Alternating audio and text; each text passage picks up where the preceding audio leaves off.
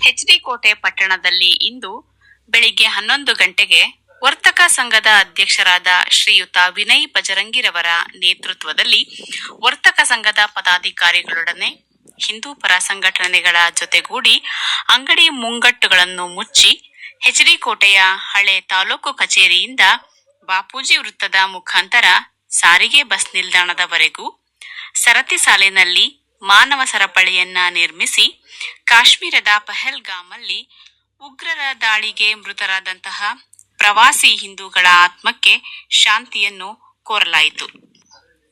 Hindu Muslim ಸಾಮರಸ್ಯಕ್ಕೆ ಹುಳಿ ಹಿಂಡುವ ಕಿಡಿಗೇಡಿಗಳ ಈ ಹೀನ ಕೃತ್ಯವನ್ನು ಖಂಡಿಸಲಾಯಿತು.